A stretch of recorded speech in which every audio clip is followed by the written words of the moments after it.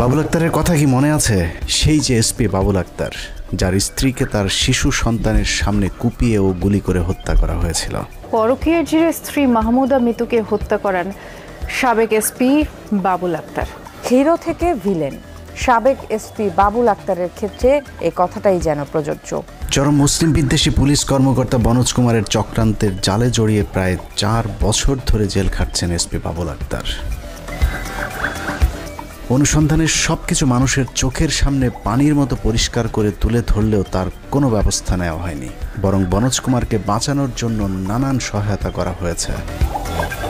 আমাদের পিবিআই প্রধান বাদী হয়ে 4 জন আসামির বিরুদ্ধে একটি এজাহার দায়ের করেছেন। আসামি করা হয় প্রবাসী ইলিয়াস হোসেন, বাবুল আক্তার ও তার ভাই হাবিবুর রহমান লাবু সহ 4 জনকে। 1 নম্বর আসামি হলেন জনাব মোহাম্মদ ইলিয়াস হোসেন। বনোজ কুমার এখন পলাতক। বনোজদের পছন্দের দেশের পছন্দের প্রধানমন্ত্রীও পালিয়েছে তার পছন্দের দেশে, যে কারণে অনুসন্ধান করতেও কোনো প্রতিবন্ধকতা নেই। সেই সুযোগে বাবুল আক্তারকে নিয়ে নতুনভাবে অনুসন্ধানের কাজ শুরু করেছিলাম মাসখানেক আগে। সেই অনুসন্ধানে যা উঠে এসেছে তা জানলে আপনার ইচ্ছে করবে থানা, পুলিশ, জেল, আদালত সবকিছু জ্বালিয়ে পুড়িয়ে বন্ধ করে দিতে। কারণ এমন আদালত দিয়ে কি হবে যে আদালতে বাদী, সাক্ষী, বিচারক সবকিছুই ন্যায়ের পথকে বন্ধ করে অন্যায়ের পথে হেঁটেছে প্রায় 4 বছর। এই নাটকের মাধ্যমে নিরীহ নিষ্পাপ মানুষকে ফাঁসিয়ে দেয়া হচ্ছে ফাঁসির জালে। প্রিয় দর্শক, এমন আদালতেই গেল 15 বছর অসংখ্য নিরীহ নিষ্পাপ মানুষের প্রতি বিচারের নামে অবিচার হয়েছে। অনুসন্ধানের দ্বিতীয় পর্ব শুরু করবার আগে মূল ঘটনাটা সংক্ষিপ্তভাবে একটু স্মরণ করিয়ে দেওয়া দরকার। 2016 সালের 5 জুন বাসা থেকে বাবুল আক্তারের ছেলে আক্তার মাহিরকে স্কুলে নিয়ে যাচ্ছিলেন তার স্ত্রী মাহমুদা খানম মিতু। চট্টগ্রামের জিএসি মোড়ে যাওয়ার পথে পুলিশ সুপার বাবুলের স্ত্রীকে নির্মমভাবে কুপিয়ে ও গুলি করে হত্যা করে সন্ত্রাসীরা। 6 জুন বাবুল আক্তার বাদী হয়ে পাঁচলাইশ থানায় একটি হত্যা মামলা দায়ের করেন। মামলায় 2 জন আসামিকে গ্রেফতার দেখিয়ে তাদের কাছ থেকে 164 ধারায় জবানবন্দি রেকর্ড করা হয়। মামলায় মোট 77 জনের সাক্ষ্য নেওয়া হয়। এসব আসামিদের মধ্যে কেউ হত্যাকাণ্ডে বাবুল আক্তার জড়িত আছে মর্মে কোনো সাক্ষী দেয়নি।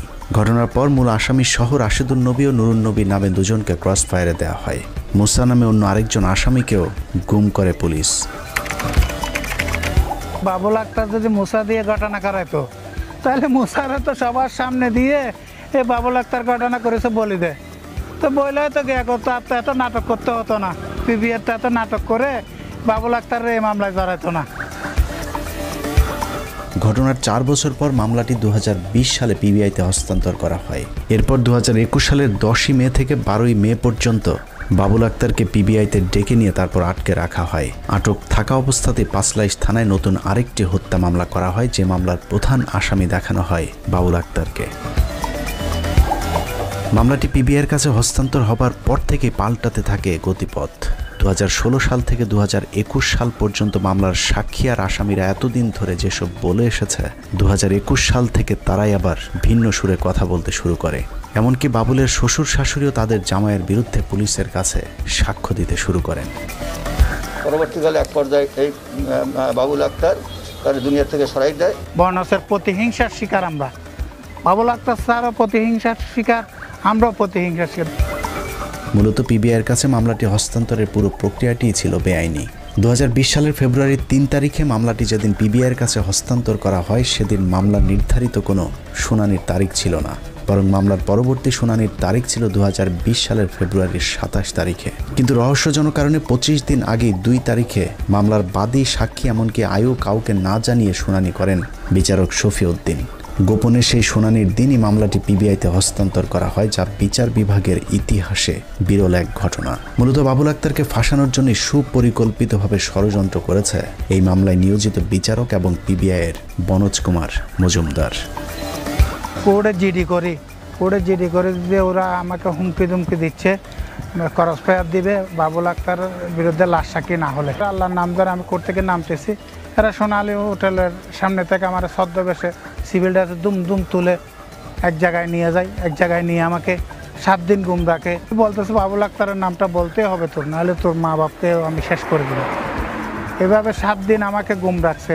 7 দিন ঘুম রাখে, আমার দাড়ি টাড়ি কেটে বলতেছে যে আমার বেনাপোল থেকে ধরছে, আমি নাকি ইন্ডিয়া পালাচ্ছি।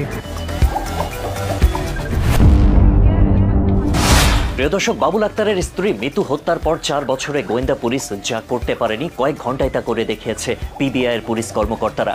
ডিবি থেকে মামলাটি পিবিআইয়ের কাছে হস্তান্তরের আগেই সাক্ষী আসামি সবাই ঢাকা থেকে চট্টগ্রামে হাজির। পিবিআইয়ের মিডিয়া ট্রায়ালের মাধ্যমে নিরীহ মানুষকে ফাঁসিয়ে দেওয়ার এই কৌশল নতুন নয়। এর আগেও বিভিন্ন অনুসন্ধানে আপনাদেরকে দেখানো হয়েছে পিবিআই কিভাবে বিভিন্ন মামলার তদন্তে নিজেদের মতো করে গল্প সাজিয়ে সেই গল্প তার টাকা দিয়ে কেনা কিছু মিডিয়া কর্মীদের মাধ্যমে ফলাও করে প্রচার করে। গণমাধ্যমে প্রচার করা তথ্য অনুযায়ী ধারাবাহিকভাবে মামলার দৃশ্যপট তৈরি করে থাকে পিবিআইয়ের বনোজ কুমার। গণমাধ্যমের তথ্য আর পিবিআইয়ের দেওয়া বক্তব্যের মধ্যে মিল দেখে মনে হয় পিবিআই যা বলেছে সেটাই সঠিক, কিন্তু বাস্তবে তার উল্টো চিত্র। পিবিআইয়ের চট্টগ্রাম জেলার এসপি নাইমা বিকাশ লেনদেনের সত্যতা দাবি করে মিডিয়াতে একটি বক্তব্য দিয়েছিল। তথ্যটা সঠিক, কাজটা করানোর জন্য উনি টাকা দিয়েছেন হত্যাকাণ্ডের পিছনে। বিকাশ বলছে যত বছর লাগবে তত বছর এটা দিয়ে দেব। অথচ বিকাশ লেনদেন সম্পর্কে পিবিআই জোর করে সাক্ষীদেরকে দিয়ে যে সাক্ষ্য দিয়েছে তার পুরোটাই ভিত্তিহীন। বিকাশ লেনদেনে যুক্ত একজনের মোবাইল নম্বর আরেকজনের নামে রেজিস্টার্ড। আব্দুল আহাদ নামের এক সাক্ষী আদালতে সাক্ষ্য দিয়েছে 0174689185 নম্বর ব্যবহার করে বিকাশের মাধ্যমে 20,000 টাকা খুনিদেরকে দিয়েছেন। অথচ আমাদের অনুসন্ধান বলছে 2016 সালের 5 জুন 0174689185 নম্বরটি বিকাশে তখন পর্যন্ত নিবন্ধিতই হয়নি। উক্ত নম্বরটি বিকাশে নিবন্ধিত হয় 2018 সালের 7 ডিসেম্বর। এছাড়া চার্জশিটে বলা হয়েছে 019811258662 নম্বরটি আরিফুর রহমান নামে একজন সাক্ষীর। অথচ অনুসন্ধান করে দেখা গেছে ওই নম্বরটি মাহমুদা খানম নামে একজনের নামে নিবন্ধিত। মুস্তাইন বিল্লাহ নামের এক সাক্ষীর আইডির তথ্য যাচাই করে দেখা যায় এই নাম্বারটি হাফিজুর রহমানের নামেও নিবন্ধিত। চার্জশিটে বলা হচ্ছে সাক্ষী শেখ মোহাম্মদ মুস্তাইনের 019811258662 নম্বরে বিকাশে টাকা আসে। উক্ত নম্বরটি আজিজুল ইসলামের নামে বায়োমেট্রিক রেজিস্ট্রেশন। সাক্ষী আল মামুনের স্ত্রীর নামে 017297595667 হিন্দু আরেকজনের নামে নিবন্ধিত করা হয়েছে। মৃত হত্যাকাণ্ডকে কেন্দ্র করে পিবিআই যে নাটক সাজিয়েছে সেই নাটকের প্রতিটি বাঁকে বাঁকে রয়েছে মিথ্যা আর প্রতারণা। প্রতারণার শুরুটাই হয়েছে মিথ্যা দিয়ে। পিবিআইয়ের মামলায় রয়েছে বাবুল আক্তার তার স্ত্রী মাহমুদা খানম মিতুকে খুন করার জন্য মুসা নামে একজনকে টাকা পাঠিয়েছিলেন। মামলার সাক্ষী সাইফুল ইসলাম নামে জনৈক এক ব্যবসায়ী আদালতে 164 ধারার জবানবন্দিতে বলেছেন সে তার অফিসের হিসাব রক্ষক ইরাদকে 3,50,000 টাকা দিয়েছিলেন। সেই টাকা মুসা নামে ভাড়াটে একজন খুনিকে দেওয়ার জন্য।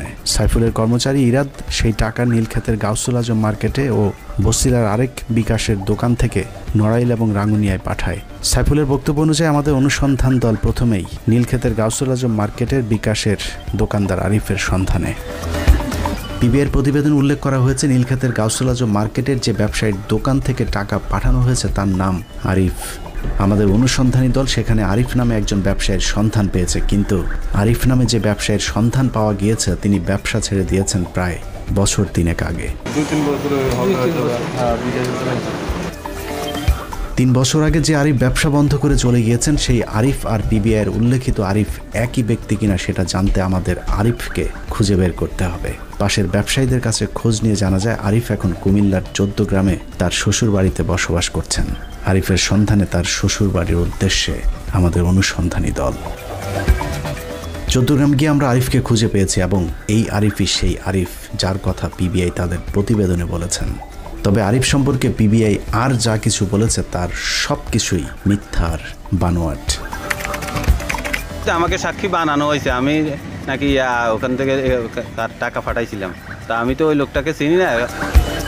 আরিফ জানায় 2021 সালে পিবিআইয়ের কয়েকজন সদস্য তাকে পিবিআইয়ের ধানমন্ডি কার্যালয়ে নিয়ে যায়। সেখানে গিয়ে তার হাতে একটি লেনদেনের বিবরণ তুলে দেওয়া হয় এবং শিখিয়ে দেওয়া হয় সেই বিবরণ অনুযায়ী সাক্ষী দিতে। তো ওনারা লিখিত একটা বলছে যে এটা আপনি এভাবে বলবেন। আমি বলছি যে আমি এইভাবে বলবো, ঠিক আছে, কিন্তু আমি যেভাবে পাঠাইছি এইভাবেই তো। কুমিল্লা আরিফের কাছ থেকে আমরা আবারও ফিরে যাই ঢাকাতে। গন্তব্য মোহাম্মদপুর বসিলার দেলোয়ার মার্কেট। এই মার্কেটে আহাদ আরিফ নামে আরেক বিকাশ ব্যবসায়ীকে সাক্ষী বানানো হয়েছে। বলা হয়েছে সাইফুলের কর্মচারী ইরাদ তার দোকান থেকেও বাবুল আক্তারের খুনিকে কিছু টাকা পাঠিয়েছেন। যদি পাঠানো হয় তাহলে আমি একটু বিকাশ অফিসের সাথে, পরে ওনার বললো যে আমাদের কাছে স্টেটমেন্টগুলো আছে, আপনারা আর মানে চেষ্টা করা লাগবে না, আমরা এটা সব বিকাশের সব কিছু তথ্য আমাদের কাছে আছে, আপনার কষ্ট করে সংগ্রহ করা লাগবে না। আমাকে রমজান নিয়ে এইভাবে একটা স্টেটমেন্ট লেখাই নেও, পরে বললেন যে এত সালেরগুলোতে আমার মনে থাকার বিষয় না, পরে বললো যে এই বিকাশ অফিস আমাদেরকে এই তথ্যটা দিচ্ছে আর কি, এই তথ্যের ভিত্তিতে আমি ওনার এই সাক্ষীটা দিয়ে আসি আর কি। আহাদ আমাদেরকে জানায় ইরাদের সাথে তার ব্যবসায়িক পরিচয় ছিল। 2021 সালে হঠাৎ করেই সে পিবিআইয়ের কয়েকজন পুলিশ নিয়ে আমাদের দোকানে আসেন। তারা সবাই মিলে মোটামুটি জোর করে আমাকে ধানমন্ডি পিবিআই অফিসে নিয়ে যান। সেখানে নিয়েই আহাদকে 20,000 টাকার একটি সাজানো লেনদেনের সাক্ষী দিতে বাধ্য করা হয়। আমি যেটা ওনাদের কি স্টেটমেন্ট ওই অনুযায়ী বক্তৃতা নিতে পারি না, ওনাদের লেখা অনুযায়ী স্টেটমেন্ট করতে হিসাবে আমাকে আদালতে মাত্র বসছে আর কি। ইরাদের দাবি অনুযায়ী নীলক্ষেতের গাউসুল আজম মার্কেট এবং বসিলার বিকাশ দোকান থেকে টাকা পাঠানো হয় নড়াইল এবং রাঙ্গুনিয়াতে। রাঙ্গুনিয়া যাবার আগে আমরা নড়াইল থেকে ঘুরে আসব। নড়াইলের গাজী আল মামুনের কাছে পাওয়া যায় আরও ভয়াবহ তথ্য। আগের সাক্ষীদের মতোই তাকেও পিবিআই বাধ্য করেছিল শিখিয়ে দেয়া বক্তব্য দিতে। আমি তো বাবুল আক্তারকে চিনি না, তখন বাবুল আক্তারকেও চিনি না, ওই সাইফুল পাঠাচ্ছে তাকেও চিনি না, আরাজুল পাঠাচ্ছে তাকেও চিনি না। পিবিআই আমাকে নিয়ে ওখানে বললো কি প্রথমে যে তুমি যদি এইভাবে বক্তব্য দাও তাহলে তোমার কোনো দামে লাগবে না, তুমি সাক্ষী হচ্ছে মামলা, তুমি কোনো আসামি হচ্ছে না, কোনো বিপদে পড়বে না, আর এছাড়া তুমি অন্য কোনো কিছু বলো বা অন্য তোমার ইয়ে করো তাহলে তুমি বিপদে পড়ে যাবে, তুমি আসামি হবে। পিবিআই অফিস থেকে আদালত পর্যন্ত সবখানে বিছানো ছিল বনোজ কুমারের ষড়যন্ত্রের জাল। বক্তব্যের মধ্যে কিছু বক্তব্য আমাদের মনে করেন যে এখান থেকে যখন পিবিআইতে পরের দিনে রোজার মাসে আমাকে যখন চিরাং নিয়ে গেল, তখন তো ওখানে রাত ভোরে একটা ওই আমার কথা আগে নিয়ে তারপরে আমার থেকে ওরা একটা লিখে দিয়ে রাত্রে ওটা পড়ে মুখস্থ করার জন্য বলে পরে 164। পিবিআই এবং আদালতের পুরো ষড়যন্ত্রের সাথে গাজী আল মামুন একজন প্রভাবশালী ব্যক্তিকে আবিষ্কার করেছিলেন, যিনি টেলিফোনে বনোজ কুমারের সাথে সার্বক্ষণিক যোগাযোগ রক্ষা করছিলেন। তার আচরণ থেকে মনে হচ্ছিল তিনিও হয়তো পিবিআইয়ের বড় কোনো কর্মকর্তা হবেন, কিন্তু পরবর্তীতে টিভিতে সংবাদ দেখার পর তিনি চিনতে পারেন পিবিআইয়ের সাথে থাকা ওই ব্যক্তি হলেন সময় টিভির চট্টগ্রাম প্রতিনিধি কমল দে। আমাদের ওইভাবে তো নেই, যখন ফোনটা আমাদের নিয়ে গেলে সাংবাদিক আপনার আসতেন, ওখানে একজন সাংবাদিক আসে না, তখন কমল দে আসছিল। কমল দেখে তখনও চিনি না, যখন আমি পরবর্তীতে আসার পরে টিভিতে ওই ইয়েটা দেখলাম, ভাই আমার এই নিউজটা যখন দিল, তখন আমি বুঝলাম যে এই যে ব্যক্তি ইয়ে করছিল এই কমল। নড়াইলের গাজী আল মামুনের বক্তব্য নেয়ার পর আমাদের পরের গন্তব্য সোজা রাঙ্গুনিয়া। রাঙ্গুনিয়া টেলিকমের যে মালিককে পিবিআই তাদের সাক্ষী হিসাবে আদালতে উপস্থাপন করেছে, তার বক্তব্য রীতিমতো আটকে ওঠার মতো। আমার একটা রাঙ্গুনিয়া রোজার দোকান ছিল বিকাশ এজেন্ট, এটা আমার স্টাফ দিয়ে করেছি। তো বিগত 1 বছর আগে আমাকে পিবিআই এই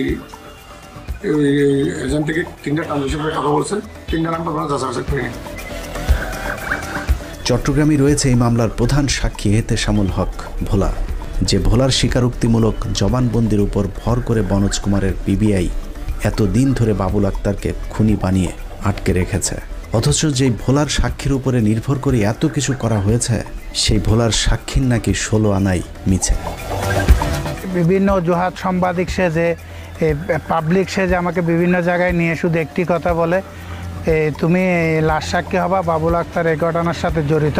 ভোলা অবশ্য প্রথমে সাক্ষী দিতে রাজি হননি। মিথ্যা সাক্ষী দিতে বাধ্য করতে গিয়ে পিবিআইয়ের কর্মকর্তারা ভোলার উপর যে নির্যাতন চালিয়েছে, সেই নির্যাতনের যন্ত্রণা ভোলাকে সারা জীবন বয়ে বেড়াতে হবে। নির্যাতন মানে ভাই কি বলবো, আমার এই হাতের দাগাইও যায় নাই, কারেন্টের শর্ট দিয়ে আমাকে কি আমার কিডনির জন্য ড্যামেজ হয়ে গেছে, আমার হার্ট বলক লাগানো লাগছে, রিং লাগানো লাগছে হাড়ে, এখন আমি ছদ্মবেশে বেঁচে আছি। পম্পি বড়ুয়া নামে একজন সাক্ষী আদালতে বলেছেন, 2016 সালের 5 জুন মিতু নিহত হবার পরদিন পাশের বাড়ির এক টেলিভিশনে বাবুল আক্তারকে দেখে তিনি চিনতে পেরেছিলেন। অথচ পাসপোর্টের তথ্য বলছে 2016 সালের জুন মাসে পম্পি বড়ুয়া নাইজারে অবস্থান করছিলেন। 2015 সালের 9 ডিসেম্বর থেকে 2016 সালের 30 জুলাই পর্যন্ত পম্পি বড়ুয়া বাংলাদেশেই ছিলেন না। অথচ পিবিআই তাকে দিয়ে মিথ্যা সাক্ষী দিয়েছে। আমার নাম পম্পি বড়ুয়া। আমি ওখানে বলেছি আমি তো দেশে ছিলাম না, বিদেশে ছিলাম। ওই যে গায়ত্রীর বাসায় থাকতেন নাকি বাবুল আক্তার যেতেন, এরকম কিছু জানেন কিনা? না স্যার, আমি এগুলো জানি না। আমি এমনি বাচ্চা স্কুলে নিয়ে যেতাম, আনতাম এতটুকু। ওই সময় কি বাবুল আক্তার কি যেত, এরকম কিছু জানছেন কিনা? আমি স্যার এগুলো জানি মনে পড়ে কিনা? আমার মনে পড়ে না স্যার, অনেক দিন হয়ে গেছে। এই যে ছবি যেটা দেখাচ্ছে এখানে বাবুল আক্তার সাথে বিভিন্ন নিউজ আছে, এই নাকি গায়ত্রী কিনা? না। পিবিআইয়ের দাবি গায়ত্রী নামে এক সুন্দরী নারীর সাথে বাবুল আক্তারের পরকীয়ার জেরেই নাকি বাবুল তার স্ত্রীকে খুন করিয়েছেন। পরকীয়ার আজগুবি গল্প সাজাতে গিয়ে পিবিআই যে নাটক সাজিয়েছে তা আলিবাবা 40 চোরের গল্পকেও হার মানাবে। গায়ত্রী নামে যে নারীর ছবি পিবিআই আদালতে জমা দিয়েছে তার সন্ধান করতে গিয়ে জানা যায় সেই ছবিটি আসলে ভারতের মারাঠি এক নায়িকার। তবে গায়ত্রী নামে একজন নারী ওই সময় চট্টগ্রামে ছিলেন, কিন্তু আদালতে জমা দেয়া পিবিআইয়ের সেই গায়ত্রী আর বাস্তবের গায়ত্রী এক নয়। প্রিয় দর্শক, বনোজ কুমারের পরিচালনায় মারাঠি নায়িকার ছবি দিয়ে যে সিনেমা বানানো হয়েছে তার পুরো কাহিনীটাই রোমহর্ষক এক চিত্রনাট্য। এভাবে মিতু হত্যাকাণ্ডের শুরু থেকে শেষ পর্যন্ত অত্যন্ত সুপরিকল্পিতভাবে বাবুল আক্তারকে ফাঁসানো হয়েছে। ঘটনার সূত্রপাত বর্ণনা করতে আবারও একটু পিছনে ফিরে যেতে হবে। বাবুল আক্তার এবং বনোজ কুমারের সাথে একসময় অত্যন্ত ভালো সম্পর্ক ছিল, কিন্তু সেই সম্পর্কের ফাটল ধরে একটি ঘটনায়। 2016 সালের 25শে জানুয়ারি চট্টগ্রামের রিয়াজউদ্দিন বাজারের বাহার মার্কেটে একটি বড় স্বর্ণ চোরাচালানের সন্ধান পায় বাবুল আক্তার। একক অভিযানে সেটি ছিল বাংলাদেশের ইতিহাসের সবচেয়ে বড় স্বর্ণ আটকের রেকর্ড। মার্কেটের ভেতর থেকে প্রায় 250টি স্বর্ণের বার এবং বিপুল পরিমাণ দেশি বিদেশি মুদ্রা উদ্ধার করেছিল বাবুল আক্তারের নেতৃত্বে পুলিশের ওই বিশেষ দলটি। বাবুল আক্তারের অভিযানে আটক চোরা কারবারি ওই চক্রটি ছিল বনজের নিজের লোক। ওই সময়ের পত্রিকার খবরে বলা হয়েছে বিকেল 5টা থেকে রাত 1টা পর্যন্ত চালানো অভিযানে আটক মালামাল ছেড়ে দেওয়ার জন্য বাবুল আক্তারকে পুলিশের আরেকজন ঊর্ধ্বতন কর্মকর্তা 2 কোটি টাকা ঘুষ দিতে চেয়েছিলেন। নানাভাবে চেষ্টা করেও বাবুল আক্তারকে ম্যানেজ করতে না পেরে সবশেষ বাবুল আক্তারকে দেখে নেয়ার হুমকি দিয়েছিলেন বনোজ কুমার, যে বিষয়টি তখনই বাবুল আক্তার তাদের এক ঊর্ধ্বতন অফিসারকে জানিয়েছিলেন। স্যার আসসালামু আলাইকুম। স্যার আমি একটা বিষয় একটু আপনার সাথে শেয়ার করতে চাচ্ছিলাম। স্যার আপনি জানেন যে কয়েকদিন আগে রিয়াজউদ্দিন বাজারে একটা গোল্ডের একটা বড় অপারেশন করলাম স্যার। ওখান থেকে তো আমরা বেশ পরিমাণ গোল্ড উদ্ধার করছি, আরও প্রায় 60 লাখ টাকা মতো উদ্ধার করছি স্যার ওখানে। স্যার তো আমি ওখানে স্পটে থাকতে স্যার বনোজ স্যার আমাকে ফোন করছিলেন, ফোন করে বললেন যে বাবুল ওইখান থেকে ফিরে আসেন। তো তখন তো স্যার ওইখানে অনেক লোকজন হয়ে গেছে, তারপরে সবাই আসছে, আমাদের অফিসাররা আছে। আমি বলছি যে স্যার এখান থেকে তো ফেরা সম্ভব না। স্যার তখন বললেন যে দেখেন বাবুল কাজটা আপনার ঠিক হলো না। জি স্যার, বনোজ স্যার আমি তো স্যার এরপর একটু ভয়ে আছি স্যার, কারণ এখানে যারা আছে সবার সাথেই তো স্যারের একটা ভালো সম্পর্ক আছে। স্যার তো দীর্ঘদিন এখানে কাজ করছেন স্যার। বনোজ কুমারের হাতটা যে কতটুকু লম্বা সেটা হয়তো বাবুল আক্তার তখনও বুঝতে পারেননি, যে কারণেই তার মূল্যটাও চড়াভাবে দিতে হয়েছে বাবুল আক্তারকে। রিয়াজউদ্দিন বাজারের অভিযানের কদিন পরই বাবুল আক্তারকে চট্টগ্রাম থেকে বদলি করা হয়। পুলিশ সদর দপ্তরে বদলির ঠিক 5 দিনের মাথায় বাবুল আক্তারের স্ত্রীকে কুপিয়ে খুন করা হয়। ঘটনার পরপরই পুলিশের পক্ষ থেকে বলা হয়েছিল এটি জঙ্গি হামলা। প্রমাণ হিসাবে একটি চিঠির কথা বলা হয়েছিল। জেলখানায় বুলবুল আহমেদ ফুয়াদ নামে কথিত এক জঙ্গির পকেট থেকে পড়ে যাওয়া সেই চিঠির দোহাই দিয়ে সারা দেশে প্রায় 13,000 আলেমকে গ্রেফতার করা হয়েছিল। ক্রসফায়ারে মারা হয়েছিল 9 জন আলেমকে। হত্যাকাণ্ডের সাথে জামাত শিবির জড়িত থাকার গল্প সাজানো হয়েছিল পুলিশের পক্ষ থেকে। আমাদের অনুসন্ধানের এই জায়গাটি বিশ্লেষণ করলেই মিতু হত্যাকাণ্ডের সাথে আসলে কারা জড়িত তা বের হয়ে যাবে। মিতু হত্যাকাণ্ডের পর যখন ডিবি পুলিশ ঘটনার তদন্ত করছিলেন, ঠিক তখনই পিবিআই পুলিশের হাতে আসে জেলখানায় পড়ে থাকা সেই কথিত চিঠি। কথিত সেই চিঠি নিয়ে আদালতে হাজির হন চট্টগ্রাম পিবিআইয়ের তৎকালীন হিন্দু পরিদর্শক শিল্পী রানী দেবনাথ। শিল্পী রানী দেবনাথের সাক্ষ্যের উপর ভর করে আদালত ফুয়াদকে 5 দিনের রিমান্ডে পাঠায়। পুলিশ জানিয়েছিল সেই রিমান্ডে কথিত জঙ্গি ফুয়াদ নাকি মৃত্যু হত্যাকাণ্ডের ব্যাপারে খুবই গুরুত্বপূর্ণ তথ্য দিয়েছিলেন। সেই গুরুত্বপূর্ণ তথ্যটা আসলে কি সেটা আজও পর্যন্ত বনোজ কুমার মজুমদার আর শিল্পী রানী দেবনাথ ছাড়া আর কেউই জানেন না। শিল্পী রানী দেবনাথের সেই চিঠি কোথায় সেটা শিল্পী রানীকে জিজ্ঞাসাবাদ করলেই জানা যাবে। মিতু খুন হবার আগের দিন মিতুর ছেলেকে তার স্কুল থেকে আধা ঘন্টা আগে স্কুলে পাঠানোর জন্য একটি খুদে বার্তা পাঠানো হয়েছিল। পরবর্তীতে জানা যায় খুদে বার্তাটি আসলে স্কুল থেকে পাঠানো হয়নি। প্রশ্ন হচ্ছে সেই খুদে বার্তাটি তাহলে কারা পাঠিয়েছিল? তার উত্তর রয়েছে কালের কণ্ঠ পত্রিকার 1 জুলাই 2016 সালের পত্রিকায়। যত রহস্য ৩ মোবাইল শিরোনামের খবরটিতে বলা হয়েছে মোবাইল ফোন উদ্ধার নিয়ে পুলিশ লুকোচুরি করছে। একটি সূত্র বলছে যে মোবাইল ফোনটি উদ্ধার হয়েছে তা পুলিশ ব্যুরো অফ ইনভেস্টিগেশন বা পিবিআই এর কাছে আছে, কিন্তু এখন পর্যন্ত পুলিশের পক্ষ থেকে মোবাইল ফোন উদ্ধারের বিষয়টি স্বীকার করা হয়নি, অর্থাৎ সেই মোবাইল ফোনটি পিবিআই এর পক্ষ থেকে গায়েব করা হয়েছে। মনোজ কুমার মজুমদার আর শিল্পী রানী দেবরাত্রা বাবুল আক্তারের স্ত্রী মিতু হত্যাকাণ্ডকে ধামাচাপা দেওয়ার জন্য তাদের মন্দিরকেও কাজে লাগিয়েছে। কালের কণ্ঠের 2016 সালের 7 জুন অগ্রগতি শুধুই একটি মোটরসাইকেল শিরোনামের খবরে বলা হয়েছে মিতু যে স্থানে খুন হয়েছিলেন ঘটনাস্থলের পূর্ব পাশে একটি মন্দিরের সিসি ক্যামেরা রয়েছে, কিন্তু ঘটনার দিন সকাল থেকে 9:30 পর্যন্ত ওই সিসি ক্যামেরার ফুটেজ ধারণ করা হয়নি। আগের তথ্যগুলো ব্যাকআপ থেকে নষ্ট করে দেওয়া হয়েছে। সকাল 9:30টার পর থেকে আবার ওই ক্যামেরাগুলোতে ভিডিও ধারণ হয়েছে। মন্দিরের সিসি ক্যামেরার ফুটেজগুলো উদ্ধার করা গেলেই হত্যাকাণ্ডের আসল রহস্য খুঁজে পাওয়া যেত।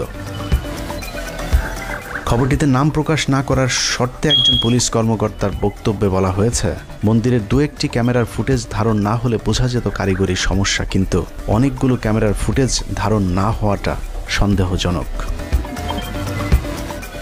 এভাবে হত্যাকাণ্ডের গুরুত্বপূর্ণ অনেক আলামত গায়েব করে দেওয়ার পাশাপাশি যুক্ত করা হয়েছে অনেক আলামত যার বাস্তবে কোনো অস্তিত্ব নেই। বাবুল আক্তার যে তার স্ত্রীকে খুন করেছেন এটা বাংলাদেশের মানুষকে বিশ্বাস করাতে সবচেয়ে বড় নিয়ামক হিসাবে কাজ করেছে কথিত একটি ফোন রেকর্ড, যে রেকর্ডে বাবুল আক্তার নাকি কথিত এক খুনিকে বলেছেন কোপাই লিখেন, তবে কোপাইতে বলছে কে। মুখরোচকর সেই কোপাকুপির গল্প পিবিআইয়ের বরাত দিয়ে বাংলাদেশের প্রায় সবকটি গণমাধ্যমে প্রচারিত হয়েছে, কিন্তু মামলার কোথাও আজও পর্যন্ত বাবুল আক্তারের কথিত সেই ফোন রেকর্ড উপস্থাপন করতে পারেনি পিবিআইয়ের বনোজ কুমার। যে ফোন রেকর্ডের কথা বলে বাবুল আক্তারের শ্বশুরকে বনোজ কুমার বিভ্রান্ত করেছে, তিনিও আজ পর্যন্ত বাবুল আক্তারের সেই কোপাকুপির রেকর্ড শোনেননি। সেই কল রেকর্ডটা কি আপনি নিজে শুনেছেন? কোপাকুপির এই খবরটি সংবাদ মাধ্যমের কাছে সবার আগে ছড়িয়েছে বনজের অত্যন্ত ঘনিষ্ঠ সময় টিভির সাংবাদিক কমল দে। মিতু হত্যাকাণ্ডের আদ্যপান্ত বাবুলের জবানিতে গুলি করতে বলেছিলাম কোপাই লিখেন শিরোনামে সময় টিভিতে একটি সংবাদ প্রচার করা হয়। কমলদের করা ওই সংবাদের শিরোনামে যা বলা হয়েছে তার সাথে মূল সংবাদের কোনো মিল নেই। শিরোনামে বাবুলের জবানিতে গুলি করতে বলছিলাম কোপাই লিখেন বলা হলেও এরকম কোনো ফোন রেকর্ড কিংবা প্রমাণ কোনো কিছুই সংবাদের ভেতরে দেখানো হয়নি। তারপরেও সারা দেশে ছড়িয়ে পড়ে কোপাকুপির ওই মিথ্যা খবর। বাবুল আক্তারকে ফাঁসাতে কমলদের সময় টিভিতে এ পর্যন্ত মোট 45টি মিথ্যা সংবাদ প্রকাশ করেছে, যে বানোয়াট সংবাদের প্রায় প্রতিটিতে একজন নারীর কথা বলা হয়েছে যার নাম গায়ত্রী অমর সিং। গায়ত্রী নামে যে নারীর ছবি কমলদের সময় টিভিতে এবং বনজ আদালতকে দিয়েছে, সেই ছবি নিয়ে অনুসন্ধান করতে গিয়ে দেখা যায় সেই ছবিটি একজন মারাঠি নায়িকার।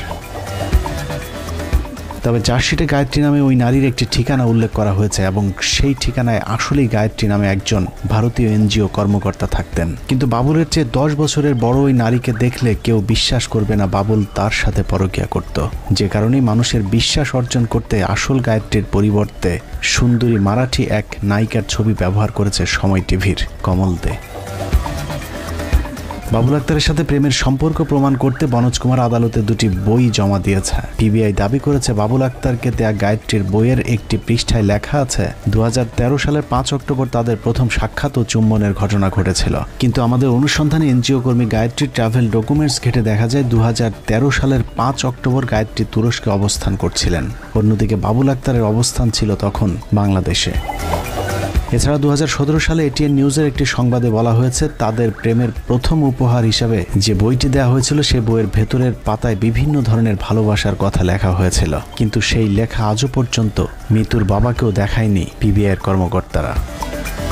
সময় টিভির সাংবাদিক কমল দে এখনও আশ্চর্যজনকভাবে সময় টিভিতে কাজ করছে। তাকে আটক করলেই কোপাকুপির আসল রহস্য বেরিয়ে আসবে। কর্মকর্তার সাথে পরকীয়া প্রেমে জড়িয়ে পড়েন কমল দে, সময় সংবাদ, চট্টগ্রাম। এভাবেই পুলিশ, সাংবাদিক আর অসৎ ঘুষখোর কিছু বিচারকের যোগসাজশে একজন নিরীহ মানুষকে 4টি বছর ধরে আটকে রাখা হয়েছে। আমাদের বিশ্বাস বাবুল আক্তারকে দ্রুত জামিন দিয়ে ঘটনার শুরু থেকে যারা মিতু হত্যাকাণ্ডকে নানাভাবে ভিন্ন খাতে প্রবাহিত করার চেষ্টা করেছে তাদেরকে আটক করে জিজ্ঞাসাবাদ করা হবে। যেসব বিচারকেরা বনোজ কুমারের কাছ থেকে টাকা পয়সা নিয়ে অন্যায়ভাবে বাবুল আক্তারকে ফাঁসানোর চেষ্টা করেছে তাদেরকেও বিচারের আওতায় আনা উচিত। এরকম 2জন বিচারকের বিরুদ্ধে আমাদের অনুসন্ধান অব্যাহত রয়েছে, যারা আওয়ামী লীগের স্বৈরাচার সরকারের দোসর হিসেবে দীর্ঘদিন ধরে কাজ করে এখন নিজেদেরকে বিএনপি পন্থী হিসেবে প্রমাণ করবার চেষ্টা চালিয়ে যাচ্ছেন। যদি কোনো তদন্তকারী অফিসার এবং মিথ্যা সাক্ষ্য বানায় বা জেনে শুনে মিথ্যা সাক্ষ্য ক্রিয়েট করে অথবা কোনো মিথ্যা সাক্ষ্য কাউকে দেয়া হয়, তাহলে এটা নিশ্চয়ই এটা কয়েক ধরনের অফেন্স হয়।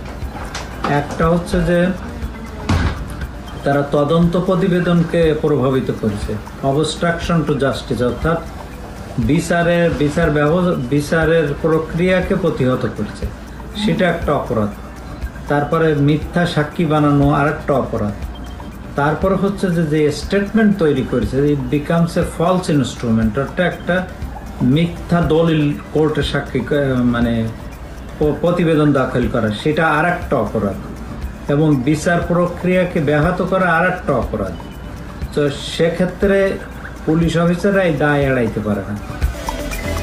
বাংলাদেশের আদালতকে যেভাবে কলুষিত করা হয়েছিল, সেই বিচার ব্যবস্থায় আবারও স্বচ্ছতা আনতে বাবুল আক্তারের এই বিচারটি হতে পারে একটি দৃষ্টান্ত। বাংলাদেশের মানুষ মিতু হত্যাকাণ্ড সহ গেল 15 বছরের প্রতিটি ঘটনার সুষ্ঠু তদন্ত চায়। সেই সাথে বাবুল আক্তারের নিঃশর্ত মুক্তি চায় বাংলাদেশের সাধারণ মানুষ। প্রিয় দর্শক, বনজ কুমার এখন পলাতক। পালিয়ে বাঁচা বনজ হয়তো আপাতত বেঁচে গিয়েছে, কিন্তু শেষ বিচারে বনজের সাথে সেই বিচারকদেরও বিচার হবে যারা বিচারের নামে পৃথিবীতে অবিচার করেছেন। শেষ বিচারের সেই বিচারক কারো পক্ষ নেয় না, তার আদালত হবে একদম নিরপেক্ষ। আল্লাহ হাফেজ।